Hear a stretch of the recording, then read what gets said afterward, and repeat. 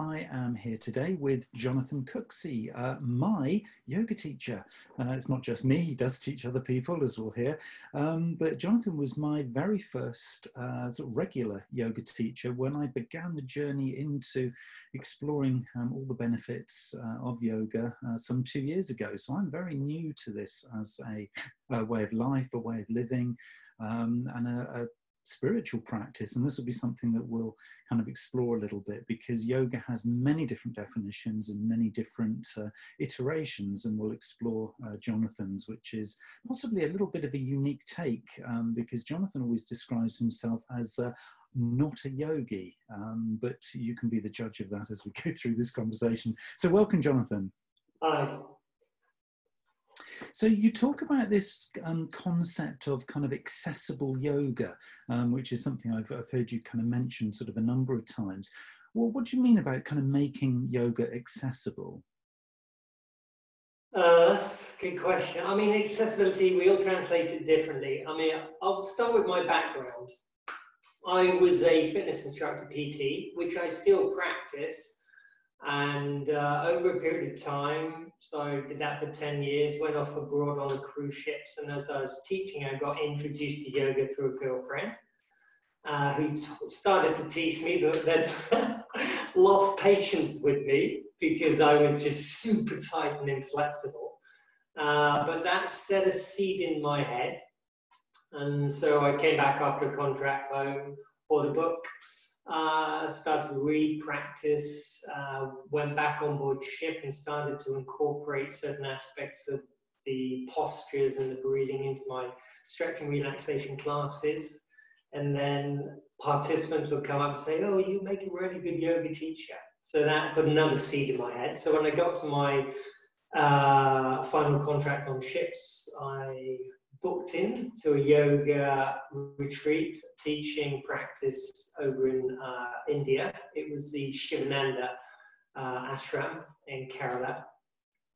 Went over there, did their 5-week intense teacher training course. And the funny thing was that the book that I had bought a few years prior was actually their manual. So it sort of came together quite well. From there, I came back to England, started to teach yoga, and just expanded from there. But what I had, and I discovered this when I was over in India with all the other hoping to be teachers, was I was one of the few people there that had prior teaching experience in anatomy and physiology knowledge. So what I found is, as I've eased myself over into the yoga side of things, I've taken my PT background with me. And I've found that's been an essential tool for making yoga accessible in the way that I teach it. So a lot of the guys I was on with over in India, they had no teaching experience, no anatomy and physiology experience. They just knew what they learned on the course and then went to teach yoga. So I feel that my experience and knowledge as a PT, my anatomy, my knowledge about how the body works in physical movement and exercise has given me a massive launch pad in making, shall we say, it accessible. Or I've created, not necessarily created, I've just morphed into a way that I feel is achievable and accessible for most people. And you can tell me whether that works or not. It certainly did resonate for me. I mean, I think coming to yoga as I have in sort of, we call it later life, but I mean, I certainly obviously haven't been in my 20s and 30s when I began yoga. And I think it's a really interesting thing that you've described there, which is, I think for a lot of people coming to yoga in sort of like midlife, they possibly are sort of facing some of the challenges that that you will have experienced, which is very much, you know, if you've done a lot of sport over the years, you find that yes, potentially you're quite strong sort of physically. You may well have done sort of meditation practice and a whole range of other sort of emotional and psychological sort of tools and techniques and stuff, but actually bringing it together into something which gives you balance and flexibility is a whole new emphasis, a whole new journey. And I think one of the big things that I found in literally just 2 kind of sort of short years of sort of experiencing yoga is just how quickly you can retrain your body, and your body can kind of open up and start to explore almost like new ways of being. And I think for me, it's been a real eye-opener, because, you know, having done a lot of sport sort of throughout my life, certain movements, certain sort of postures, certain ways of even sitting in terms of hip flexors and things have been a real challenge. But even within 2 years, even at my age, I've noticed actually there's a real kind of loosening and opening and almost relaxing into things. And I know one of the things that you're obviously very passionate about is what you describe as kind of releasing postures, ones that just allow you to kind of release and relax into poses rather than almost like force it, because if we do sport, we're often really pushing ourselves quite hard. So you're beginning, I think, a lot of your sort of practices and sessions with forward bends, twists, and these kinds of releasing postures. I mean, is that the reason why you introduced that into sessions so early? I'm a massive believer. You remember I call something the circle of posture, where with any posture you have preparation, moving into, finding the pose, and then the main part is giving the body and mind a chance to be in the pose. So you shift from doing to being. And at a point in that being, the body will tell you when it's ready to come out or not. And then you do the reverse cycle. So you come out, so you shift from being back to doing, because you need to get back out of the posture. And you come back out of the pose at a speed in a way that works for you. And then you're back to the top of the circle, and that's recovery, where you center yourself, you let the body release from that asana, that pose, and then you give it space and time to then shift to the next posture. I love that interplay between the doing and the being. And in lots of ways, one of the beauties, obviously, of doing yoga versus most other kind of physical practices is this kind of balance between the doing and the being, because a lot of the time with sport, for example, and kind of normal sort of traditional exercise, it is all about the doing. It's about physically pushing yourself. It's about what was my latest time, or how quickly can I do something, or how strong can I be? Is there a particular weight I can lift? Whereas actually what you're describing here is almost like contrary to that sort of everyday life and pushing yourself. I mean, to learn anything, you have to go through a process. And just going back to what you're saying about how the body can change, the body is a phenomenal piece of engineering. And your body can adapt, and it can adapt in so many different areas and ways and directions. So if you stop doing something, your body will reverse and adapt back to how it was. If you choose to do something new, your body will gradually adapt and become accustomed to doing that, whether it's a yoga pose, a new mental activity, anything like that. And it's entirely up to us how much we want it to adapt. It will have its limitations. And also, as we get older, the adaptability starts to slow. We can still adapt, but it takes that a little bit longer. Regards to the being, yeah, in a pose, you've got to engage the doing, because without the doing, you're not going to find out where you can be in the pose.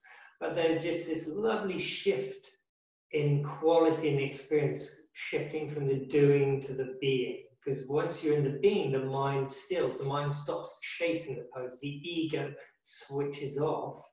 And this is where the breath is so essential in trying to achieve that. I know you talk a lot when you describe this balance and this almost interplay and dance between doing and being. You talk a lot about working within your capabilities. And there's a phrase that you use, I'm sure you'll say now, but it's taking it almost to a natural limit where you feel comfortable, but not pushing it kind of beyond that point. Why is that so important? Anatomically, if we look at it, if you push a body too far, the body has this amazing mechanism of closing down for protection. So if you try to go too far into a posture, what's going to limit you is usually your flexibility. And what happens is, if you overstretch a muscle, you have something called the stretch reflex, which will then make it contract. So you're actually trying to then start to fight the pose, and that's the last thing you really want to do. So I use the acronyms or comments, kind effort, conscious engagement. Feel, you want mild discomfort, but don't want to get to a point where you're doing such a battle with the pose that all your attention is on the intense feedback your body's giving you, and you've completely lost the breath. That whole thing about breath, because there is always this interplay with the breath, and I know when you're sort of taking me through one of the classes that I'm in, constantly you're reminding us, because we all forget to breathe. You know, you're into this pose, you've kind of struck this lovely posture, and you think, wow, look at me. And if there happen to be any mirrors, you're thinking, right, better just check myself. And you've completely forgotten to breathe. I'm sure there are way more experienced people in the room who are thinking, yeah, I'm breathing. But I think for the majority of us, we're so kind of caught up in that pose, that physicality of the posture, that we have to be reminded to come back to the breath. Why is the breath so important when you're actually in posture? The breath, the breath is massive in yoga. Let me just quickly reverse back to about how we don't focus on the breath. The reason for that is because the breath is an autonomic action of the body. We don't have to think about it. We can take control of it whenever we want, but we pay so little attention to it. So when we're out in our daily activities and doing all our daily stuff, we don't have to think about it. And so that is sort of ingrained into us. So when we come into a yoga class, it takes us time to, should we say, reprogram our hard drive, because our hard drive has been programmed not to pay attention to the breath. Now, the aspects of the breath are enormous. The breath is exceptional for bringing the mind down, steady the mind. It's a really good point of focus. If you look at the 8 limbs of yoga, you've got the yamas and niyamas, and then you have the asanas, and then you have pranayama, the 4th limb. And pranayama sort of helps bind everything together. As well as that, obviously the breath is feeding the body with oxygen, getting rid of CO2. And also, in yogic terms, when you do pranayama, you work on the energy or the prana of the body. So that's another reason why it's so essential. There is a real kind of balance and an interplay going on here then, with the being and the doing and the breathing. It's a lovely kind of interplay, which means that you are completely and utterly distracted from anything else that could be going on in your life. Is the main, from your perspective then, is the main essence and benefit really to a human being of practicing yoga, being this balance, being this kind of real presence that is only possible if you're focusing on all 3 of those things, because you really can't be thinking of anything else. It's really hard. Our daily lives are just so frenetic now. I mean, actually what's happening at the moment is actually quite nice, because it's made us all just completely slow down, which for me is, in general, is really beneficial. All the doing, trying to get those 3 things into action. When you're in a yoga class, it takes time. When you go there for the first time, your mind is absorbed by listening to the teacher, trying to get your body into the position. What should you be doing? What should you be doing? What are you feeling? Oh, and then you want me to breathe too? Oh, come on, give me a chance. But with practice, as your body gets to know the postures, then you can shift from doing to being. It takes time. You're not going to be able to do it instantly. But the great thing about that application, once you learn to do it in the yoga class, you can actually take that out into daily life. It's exactly the same principle. The only challenge in daily life is the frenetic activity around you is more extreme than it is in a quiet yoga studio. But I'll ask you a question. The yoga studio we practice in at the club, on the other side of the glass is the noisy gym. So do you find at the beginning of the class you're conscious of it, but by the end of the class, you've completely switched off from that sound from the gym, that disturbance? I think it's a great question, and I think it kind of, to me, it just sums up the beauty of yoga versus anything else that you can be doing. So it is very, very different from having your headphones on and just trying to focus in. This is a practice that I think it's almost like if you are in the practice and you are focused and you're doing and being and that interplay, I don't think there's any way anybody could actually be hearing any of the gym equipment and the, you know, the heavy beats of the music, you know, the other side of the wall, because you're just in a totally different space. And for me, that's just something really lovely about it. I know certainly in certain sessions when I am more conscious of it, it's a very much a wake-up call that says, you're not actually in this space quite right. There's more you can do. Kind of pay attention, focus, and you always say, come back to the breathing. And I think that is that lovely kind of centering thing that just realigns you, and then you switch back into it. So yeah, this is a really good example. I think a lot of people say, oh, to do yoga properly, you have to be running away to some retreat on some mountain somewhere where everything is still and silent. And it's almost like that's a little bit too easy. And I think, you know, it's like the real world application, like you say, the day-to-day application of yoga is that it should be something you can take with you.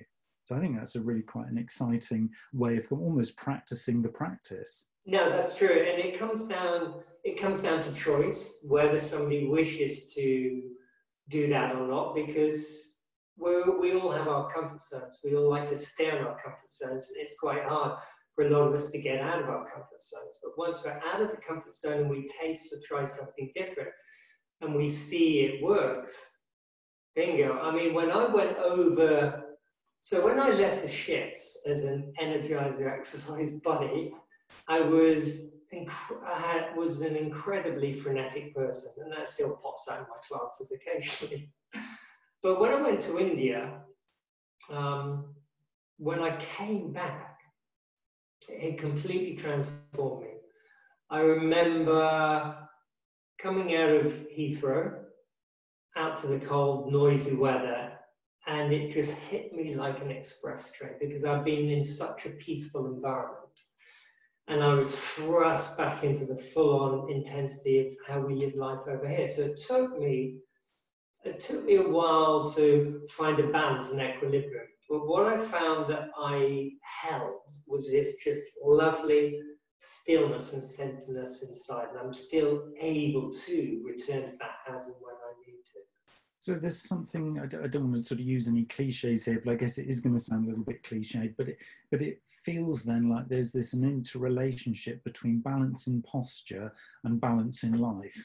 It's almost like the way you're describing that as sort of holding something at the core of you is that once the penny drops or that thing just clicks and you think, that's where it is. And it is quite central, isn't it, to the human being themselves. It feels like there's this energy center within them that if you can just tap into it, relax into it, it kind of feels very internal, even though it's part of something bigger and greater. Yeah, that's what I love about yoga. If we look at the 8 limbs of yoga, if we take the first 2 away, the yamas and the yamas, which is what hatha yoga has done, and you go straight to the asanas, people can do, especially over in the West or any other busy cultures where we're frenetic physically, the great thing about the postures is they keep you active, but a lot of the postures get you, once you're in the pose, to be still. Although the postures are intense, you can feel the body working. Yeah, I'm having a workout.